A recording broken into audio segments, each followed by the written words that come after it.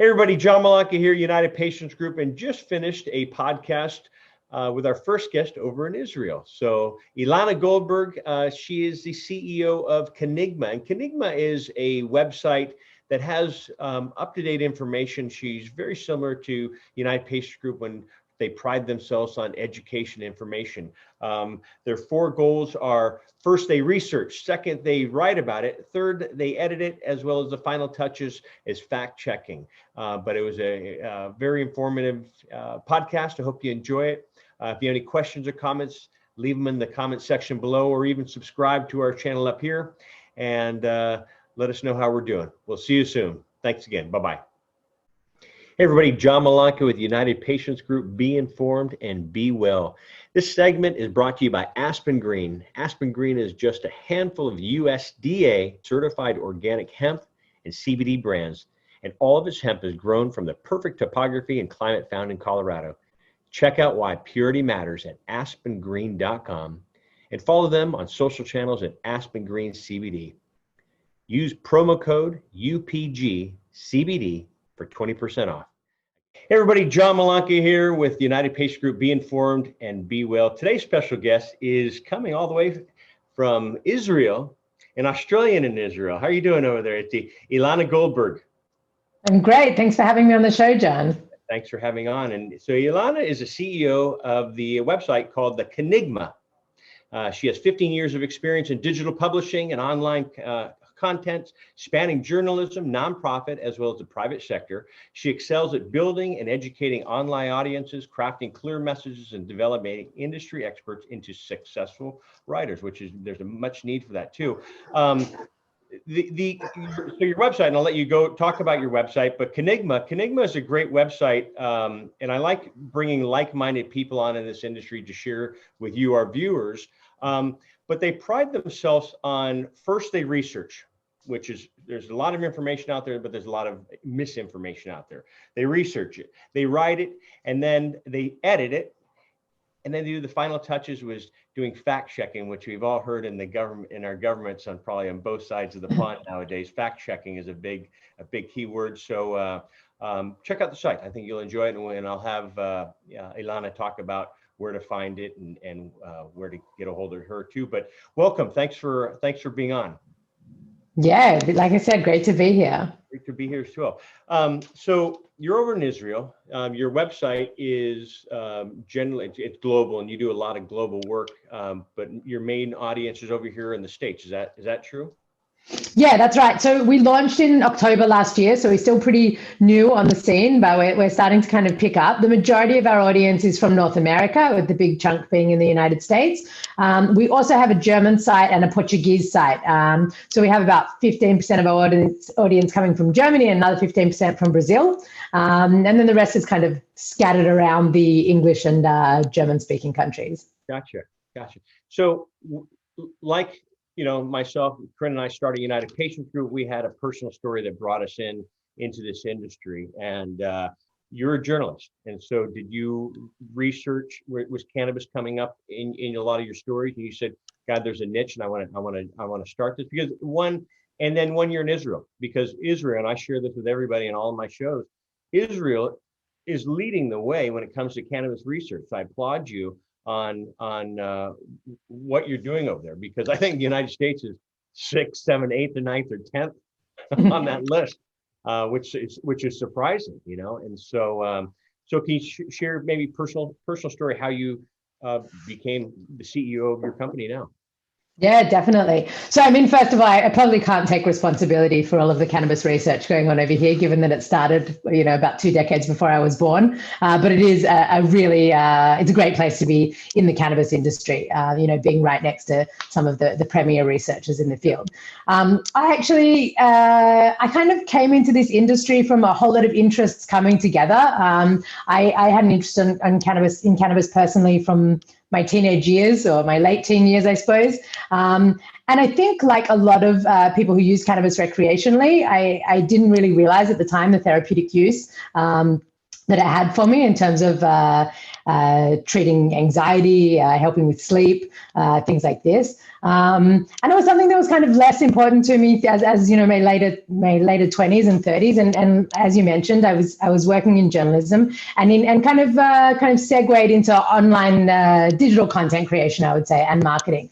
And I was approached by this company as it was just kind of bringing together the founding members. And what I was drawn to, and what I'm always drawn to, and I think what we're all drawn to, is the story. And cannabis is just such a good story.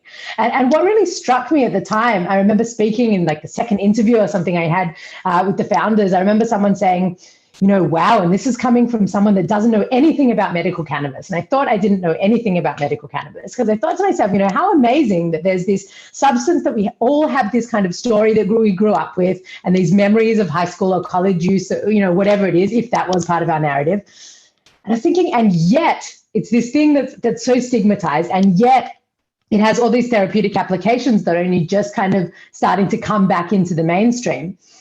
And then I realized that the kind of end of the story is that it's just the same plant. It's just a plant. And it's, you know, even though, of course, there's all different types of cannabis, it's really the same thing. And to me, having the opportunity to tell that story and to kind of speak to that misinformation and misunderstanding, as you mentioned before as well, John, just seemed like such an amazing opportunity. So that was kind of history. Well, it was a year and a half ago. We were just kind of at the beginning stages of pulling the site together. And in the past few months, I ended up actually taking over as the CEO of the company after we made some kind of strategic changes within the company, as a lot of companies have been doing throughout 2020.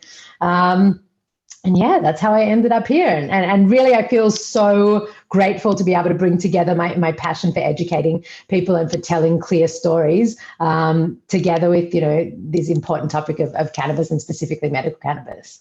It's funny on how much even today there's stigmas, and we're in California. California legalized cannabis at the medical level in 1996. We're 2020, and the stigma's still here. It's come down a long way. We just had one of our elections, not only with the presidential election, but cannabis. And cannabis is legal here in 35 states, and I believe recreationally legal in 15 states. So, you know, the talk is here. And when we started this back in 2011, you know, I don't say it was embarrassing, but we'd go to medical conferences, pharmacy conferences, not pharmaceutical, but pharmacy conferences. And people would walk by our trade show booth like this. I'm not looking. And then year two, you know, more people would come over. Year three, they're hanging out with, you know, saying, oh, hey, we want to learn. And I like that. And a lot of our courses that we would teach were CME, the continuing medical education courses. And we would have scientists that would come over from Israel. I do a lot with Mary Lynn Mathery over at Patients at a Time, and Tiku Mulam came and spoke at her conference. I don't know how many. I think it was in Florida. Maybe is where I met and I forget her name. Do you work with them, Hannah? I know you mentioned it at the beginning. No, I don't think I recognize the name. Gotcha. I thought so. Anyway, but bringing the stigma down, I think it's really important. And then you talk about it's just a plant. You know, it was medically legal here and stopped becoming a medicine in 1937. What's the history in Israel? Yeah, pretty similar. Like most places in the world, you know, the United States did a pretty good job of getting everyone on the bandwagon of prohibition around the same time. And now there's, you know, a growing medical cannabis program here, and there's talk about you know, adult use or recreational program within the next couple of years. You know, similar to a lot of countries around the world. With technology nowadays and journalism, of course, and websites and, you know, instant access like this, when my wife Corinne was going through her cancer treatment, there was a woman probably about our age with her husband, and her husband was going through this, and they were from Israel, and they had watched a documentary that I was on, and, you know, so they were thinking cannabis for my husband, etc. And she came back, I saw her at the clinic, and she says, oh my gosh, I grew up in Israel, and there was a man or woman, I forget who was in the Israeli army with her, that she saw on this, who is now a cannabis expert, and working. I don't know if you worked for Tikamulam, but she was just blown away. She couldn't wait to come back to the clinic the next day. Like, you're not going to believe this. Someone that I grew up with in the Israeli army is now leading the way in cannabis. And I just thought, wow.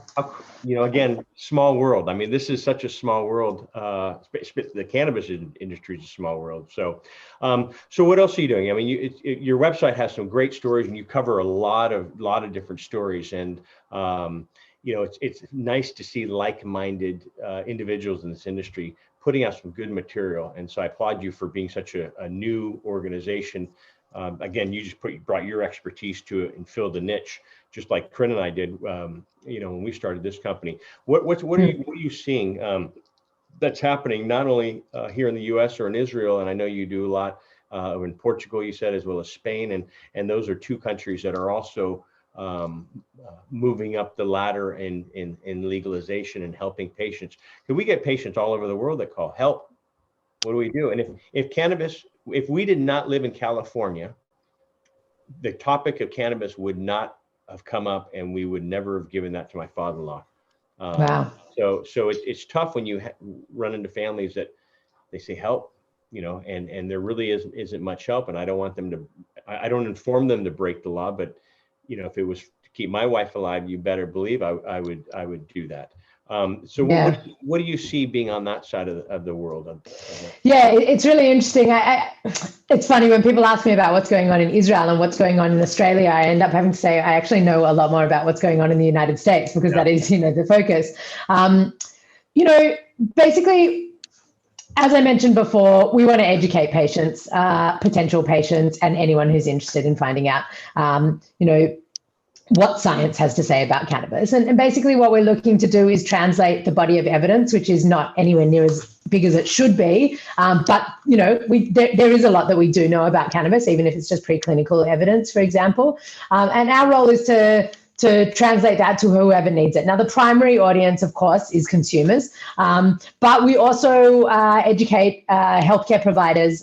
We put out information sheets for doctors. There are, as you said, there are patients that come and they know nothing about cannabis, and they're, at a last resort, they want to try something. The same is true for healthcare providers. There are plenty of healthcare providers who someone, a patient comes to them and says, we want to try this. This is the last bet. And as you mentioned to me, I think before we started recording, actually, that the doctor just said to you, we don't know anything about this.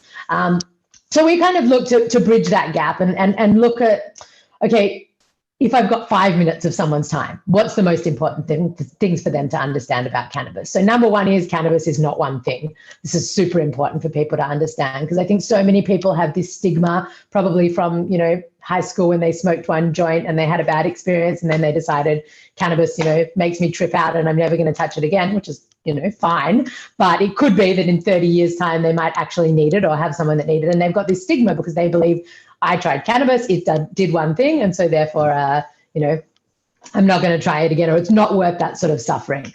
So the first thing is there's all different types of cannabis. Then starting to educate, again, consumers, healthcare providers, bud tenders alike, that dosage is super important and that delivery methods are super important. So even if I feel like, again, if I only have 5 minutes, I'm probably not going to explain to them what the different delivery methods are or what sort of dosing regimen they should start off, but simply drawing attention to these elements, the fact that, okay, there's different types of cannabis. Okay, I need to play around with dosage. And I can look at different ways. I don't have to smoke a bong, for example. That could be like the association that people have in their mind.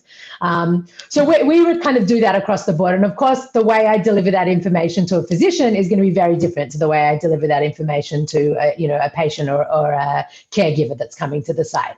And so again, this speaks to education in general, and storytelling and I suppose good writing in general, is that people digest information in different ways.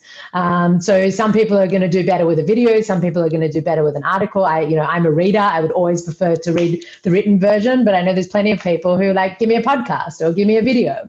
Or they need to see a graphic representation, like they need to see an infographic.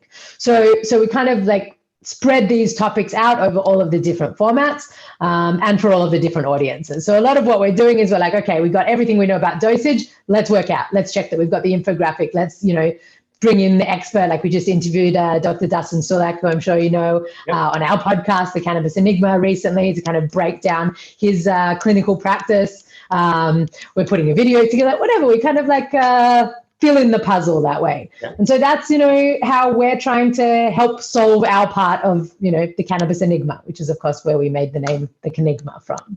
Perfect. And Dustin's a dear friend. He sits on our advisory board as well as spoken at numerous conferences as well. So you've picked so knowledgeable. And he knows about dosing because, like you said, a lot of doctors over here unfortunately don't know the medical benefits, and they just think the only way to do it is smoking. And then it's not a one size fits all. And I share that with all the time. It's not a one size fits all. Age, weight, current health condition, any medications you may be on, sensitivity, stage of ailment, stage of disease. You spoke about smoking. We speak at a lot of retirement communities, or I do now. And that's the one question I always ask, how many people think the only way to consume it, because they're thinking back to their high school days or before, how many people don't think the only way you can consume this is via smoking? And we used to have 80-90% of the room that would raise their hand. And then you educate them and they go, So I look at education, and what you do as a journalist as well is like throwing a pebble in the pond and the ripple effects. And someone reads your article and goes, gosh, did you read this article from Canigma? And it passes on and on and on. And then for our listeners and for you, because I'm all of the above, I like to listen, I like to read, and I like to watch. And so we'll have a transcript for our viewers, which we do. We have the podcast for listeners, and we have the video that will go out. So we're perfect. Love it. 1, 2, 3 punch for all the people, so they can get to know what's going on there too. So back to the retirement communities and the nursing homes, and you have 5 minutes to meet with a doctor and say, here are the benefits. And I always share everybody, it's not the golden pill, the golden ticket.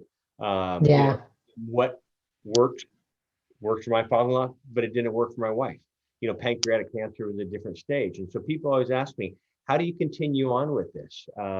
If it didn't work, to me, and I've shared this on my show as well as others, to me, saving a life, because that's how I came into this right off the bat. It was the blind leading the blind, trial and error. We had no error, and it was my father-in-law, and we saved a life. And I thought, our journey is to get out there and save as many lives as we can, one with information and education, but also direction, bridging that gap as you were talking about. We help people avoid the tangled web in this industry. If they have 2 weeks like we did, we were able to say, here, we're going to help you. Here are the questions to ask. Here are the things to stay away from and avoid. And so they go, you've allowed us, you've helped. And so with that, success for others is different from me. Success with others, you allowed my husband to get out of the hospital. You allowed my daughter to stop with her seizures. You allowed me to get off, having anxiety or sleep or whatever. And so success with this plant. And when I speak, and my listeners are probably, we heard the story, John. But I'll always put a roll of duct tape on my presentation on the slide behind me, and people look at me like, hey, that's the wrong slide, man. And I'm like, actually, I don't want to say cannabis is like duct tape with 1,000,001 uses, but when you really get down to it and the science behind it, it really has a lot. And so leading into what Israel is doing and leading the way with nursing homes, can you talk about that? Because talk about the ripple effect of coming from Israel to here. A lot of seniors that I speak with on a regular basis say, I read or I watched or I saw or listened to what's happening in Israel of the benefits of vaporization in the nursing homes. Do you think that will ever happen over here in the States? And hopefully it will, but can you talk about that? I mean, it's right there in your backyard, and you being a journalist, and you might throw some tips on it as to what's happening over there. Yeah, look, I really hope it will, to your question of whether it'll make its way over the United States. It seems that now is the time for cannabis in the US, whether it's this coming year or in the next couple of years. I don't think we can stop this kind of snowball that's getting bigger and bigger. That's my take. I hope I'm right. I think when it comes to the nursing homes here in Israel and in various countries around the world, it really connects to what you mentioned before about the kind of destigmatization. And I think something that's happened here is that the first level of kind of acceptance, I think, about the plant is like, okay, you got, first of all, no, it's evil, we definitely shouldn't touch it. And then you've got the next level, which is like, well, maybe there's some people that it could help in some situations. And then you've got, once someone can accept that, then they might say, oh yeah, it's totally fine for medical purposes. It's a plant, it's got all different uses, that's great. And I think from there, it's like just a hop, skip, and a jump to people having full acceptance of the various different uses of the plant, medical and recreational alike. And the reason I mention this is that I think society in general has a different take on the elderly using cannabis and terminal patients using cannabis. It's this idea of like, well, if there's no other options and if it's going to bring them comfort, then we're okay with that. That it's like, if you want to get a little bit high at the end there, okay, fine, we're okay with that. And I think just the same as cannabis being used initially for HIV/AIDS patients and for cancer patients, and then the various different indications or the conditions that cannabis can be used for have expanded in I suppose, the public's general acceptance, I would say.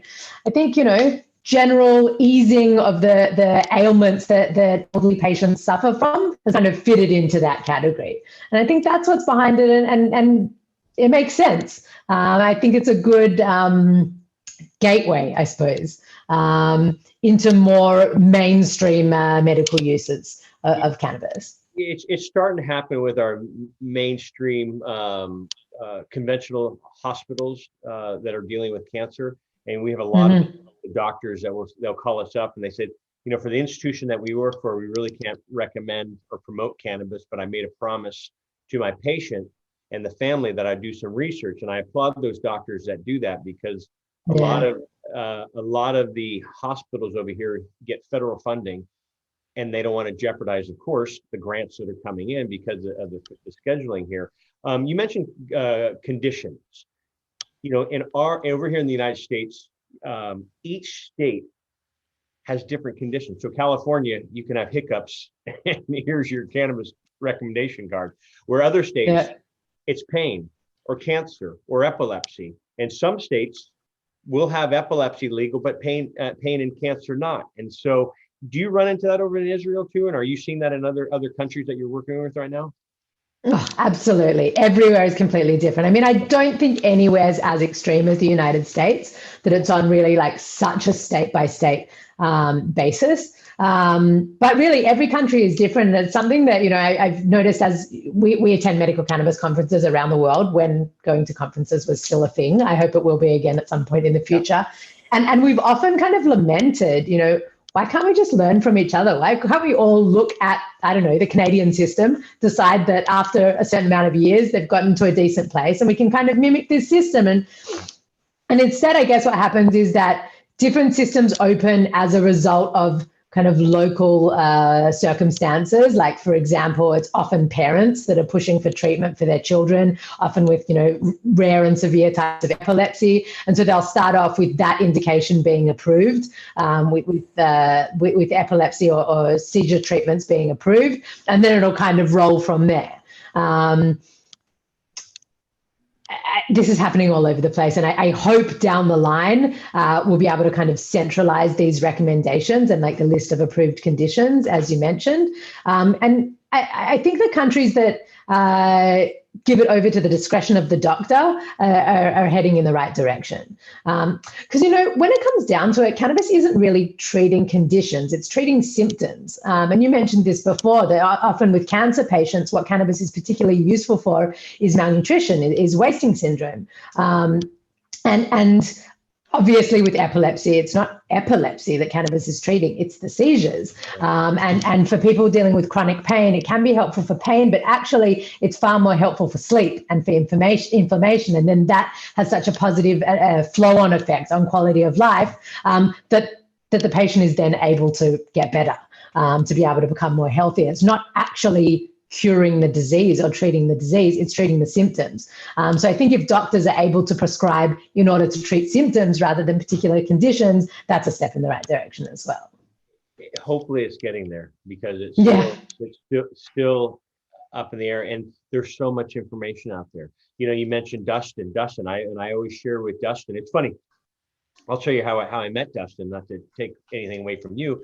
But when Corinne and I started this, it was the blind leading the blind, and we just literally gave my father-in-law minute. When I say minute, a lot of people say take a gram a day. We're taking, 20 milligrams, and he was getting better and better and better, and people would doubt us. And we were at a conference up in Oregon, north of us here, and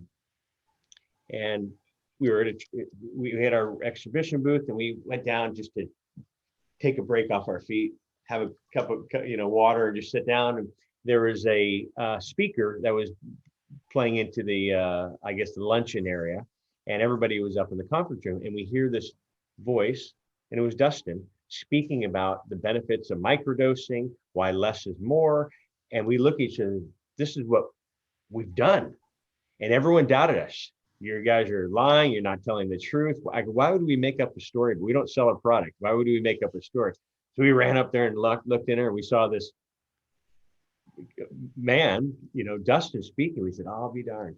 And so everyone, of course, bombarded him afterwards. Said, we'll meet up with him later. Anyway, we did a Zoom call with him a couple of days later and shared our story. And he goes, yes. He goes, this is what it is. And so, so it was great seeing that someone else saw the benefits of microdosing.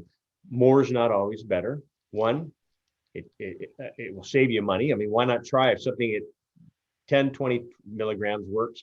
You don't need to do the 100 milligrams. So, but Dustin is one of the few in this industry that really know about dosing. A lot of doctors still, unfortunately, in the 35 states that are illegal here, will just say, okay, Elana, call me in a year if you want a renewal on your card. Yeah.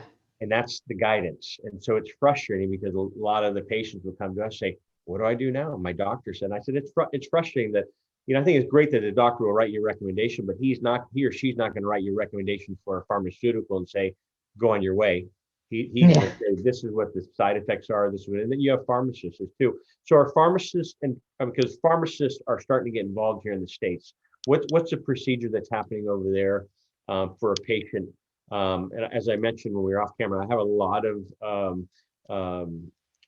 people from Israel that constantly call us and say, help, I'm over here. I watched, your podcast or the show.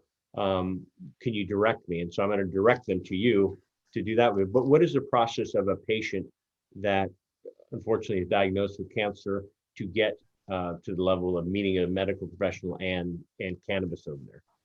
Yeah, it's pretty similar to what you're explaining. Obviously, there are exceptions. There are doctors that specialize in cannabis treatment, and they obviously really know what they're talking about. And if someone's lucky enough to be able to find a doctor like that and to get their prescription from a doctor like that, then they might end up with kind of ongoing guidance, setting up their treatment regimen. For the most part, someone will get a prescription. Here you go, 30 grams a month.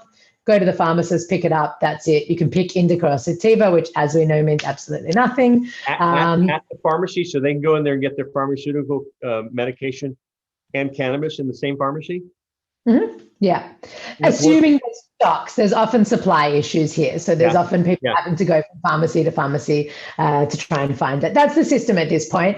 I want to speak to something that you mentioned before, and it reminded me of something that Dustin said on the podcast with us a couple of weeks ago, that whilst it's really helpful to have a physician or any healthcare provider, really, it could be a pharmacist, as you mentioned, it could be a nurse, to kind of guide them through the process.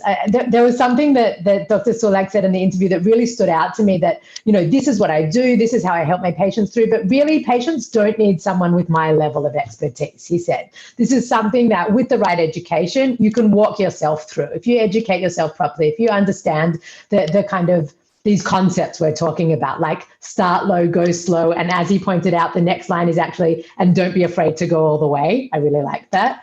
But if you understand that, if you understand that there are different types of cannabis and there are different delivery methods, you can kind of play around. And I think, like, what you said before, that you, without knowing it, you were microdosing. I think it kind of makes sense intuitively. Like a child, if they're trying something new, is not going to, scull the whole bottle of soup. They're going to taste a little bit first. They're going to check, does this feel right for my body? And I think, when we give all of the autonomy over to the healthcare provider, it means we don't have the ability to kind of just check in with our own bodies and see what's working. And I think that with the right level of education, I'm not saying we should take healthcare providers out of the loop, of course.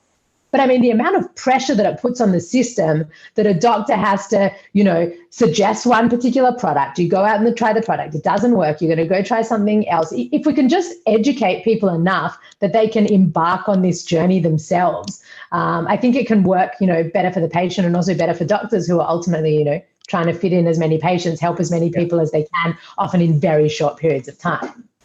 But you are right, because that's what Corinne and I looked at it. It was just common sense. It's like, okay, he's wasting syndrome. Why should we go have him run a marathon right now when he hasn't even been able to run a 5K? Let's get the body, and it was working, and same thing. And I like Dustin, his mindset too, is what he does with patients is take a body check, take a big breath, let it out, and see where your pain level is. Is it at a 2 or is it a 10? And then take one puff or whatever form of cannabis you're taking, and then take that same big breath, close your eyes, let it out, and see how your body feels. Is the pain level now lower, stay the same, higher, and go from there. And I do think that, and I recently had him on the show, and he shared that one line, go all the way, and I agree with that on a lot of patients. But when you have a lot of cannabis naive patients, like us back in 2011 with my father-in-law, that was really wasting. And I've spoken to other family members, not our family members, but patients where their loved one is in a coma from not eating, and they take too much cannabis and they sleep and they don't eat. And then that's when the wasting stage just comes in, with cancer and AIDS patients. So, but yeah, it's fun when I hear the stories of patients, and even my friends' moms and dads that call me. My friends will call me and say, because of you, my mom is taking cannabis. And I said, what do you mean because of me? Well, she trusts you. And I said, did she trust you guys? And it's like, no. I mean, sometimes it takes an outsider to share a story to break that ice, break that wall down, and just say, hey, it helps out. So what else are you doing over there? I mean, you're what doing over here? This takes up most of our time. From a kind of content creation perspective, one of the things I love about this work is that I really don't think we're ever going to run out of topics. We have like endless lists of what to cover. And sometimes we'll realize we actually want to go back and, it's only been a year and a half, but I find like we're so much smarter now than we were a year and a half ago, both in terms of, our development as a team and as a company, and also the state of the research. So a lot of what we're doing is kind of maintaining existing content that we have on the site, existing educational material, and then obviously creating new content. We work with, as you mentioned, a bunch of like-minded organizations. We've teamed up with ASA on our podcast. We now co-produce that podcast, which is fantastic. We work with all sorts of different companies across the cannabis space to get their brands in front of, cannabis friendly audiences. Yep. It's very difficult to advertise in the online space when it comes to cannabis because of all of the restrictions on the major advertising platforms. So we help different brands kind of get their stories in front of our readers who are obviously interested. Yep. As I mentioned, we have the podcast, we produce articles, videos. It's kind of like, this is what we do. Good. Is your husband involved? He is not. He hears about it a lot, but he is not involved personally. I didn't know if he was part of your team, so he hears all the cannabis. What about your family over in Australia, or they're with you in Israel? They're in Australia, yeah. So my husband's family's new here, and my family's over in Australia. No, it was funny when Corinne and I started this. I'm thinking, oh my God, how do I tell my mom? My dad had passed a year and a half prior, and I'm thinking, oh my gosh, how do I tell my mom? It's like, and when I shared it with her, she was, I think that monkey came off my back, like I was stressing out for nothing. And so, we grew up with the stigma. Coming out of the closet. Coming out of the closet. I mean, we grew up with that stigma, and a lot of people are like that as well. And so, Yeah. did you run into that with any of your family members, or you being my family's pretty cool. I think they'll be happy to hear me calling them cool. Yeah. No, they're pretty cool. I have a very cool family too. I mean, yeah. Look, I think also, this was only in the past 2 years. I think that a lot has changed from 2011 until 2018. The world's kind of a different place when it comes to cannabis, and public opinion has really been shifting. So it's probably a little easier for me than for you. We've done a lot of, Corinne and I would do a lot of conferences, and we used to have a lot of, when we did them, I haven't done one since Corinne has passed, but we would have a lot of Australian nurses that would come over. And we even spoke, we were Skyped in to speak with, I know it's not Australia, but the New Zealand Parliament, talking about drugs, the benefits of this and health, and trying to break the ice of what's going on and bring that stigma down. And it could be beneficial for, our citizens is what they were looking for as well too. So, well, great. Any closing words? I really appreciate you coming on. I know it's around 9 o'clock your time, and you have some kiddos downstairs. They're probably still up, getting ready to go. I really hope they're asleep already by now, by the time I get downstairs. Yeah, it was really great to chat with you, John. Anyone who's interested in seeing what we've been talking about here should go over and check out canigma.com. You can also check out our podcast that we produce with Asa, like I mentioned, the Cannabis Enigma. And if you want to talk to me, you can find me on LinkedIn, or you can, shoot us an email via the site, and that'll find its way to me via my team. Definitely, and I will put all your links up on the podcast information. And so, yeah, please take a look at the Elana site. Elana, I know we both. Elana. Excuse me. Yeah. But take a look at the site. It's some great articles. You do a great job. And before we get off, what are some of the other things that you used to write on before you wrote on cannabis? So, I mean, I've been writing since, I started writing. I have these boxes of journals, which is very embarrassing, but, I always wrote. I started off working in hard news. I worked for the Jerusalem Post for a number of years. I ran the website there. And then I kind of switched over from, you can imagine, covering the news in the Middle East is generally, pretty serious stuff. And I switched over and basically the opposite of the bad news that I was covering. It's all good news, kind of environmental news, personal development, cultural, societal. So that was really fun. I did that for a number of years. And then I think maybe I mentioned this to you before we started recording, don't remember, but I worked in kind of digital marketing as well. So I really got to understand the online space for the last couple of years before I ended up at Canigma. So kind of really across the board there, from kind of hard journalism to the nonprofit space and everywhere in between. Isn't it funny? It's life journey when it comes to work. You get everything and you merge it into what we're doing and make us a better person. And I'm glad you and your family are safe. And I appreciate you taking your evening to spend it with me this evening, and wishing you and your family a happy Hanukkah coming up, but also that's true. Safe, and we'll see you soon. But I appreciate your time. Same to you, John. Thanks for inviting me. Elana Goldberg with Canigma, and you got it. Information there too. And everybody, John Malanka with United Patients Group. Be informed and be well. And thanks for being with us. Bye-bye. Hey everybody, John Malanka with United Patients Group. Be informed and be well. This segment is brought to you by Aspen Green. Aspen Green is just a handful of USDA.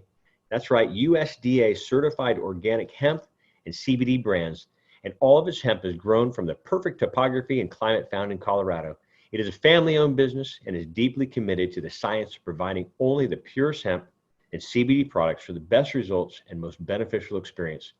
Its mission is to bring the therapeutic value of pure, organic hemp and CBD to people who seek supplemental relief through the use of healthy, natural products. Aspen Green is free from toxins and runs up to 8 different lab tests from bona fide third-party labs throughout its product line. It holds in high regard 3 foundational principles that guide every aspect of their business, actions, and interactions with their customers, partners, as well as their community. These are quality, integrity, and transparency. These will always remain at the hearts of their efforts to bring their beneficial products to consumers. Check out why purity matters at aspengreen.com and follow them on social channels at Aspen Green CBD. Use promo code UPGCBD for 20% off. Again, UPGCBD for 20% off at aspengreen.com.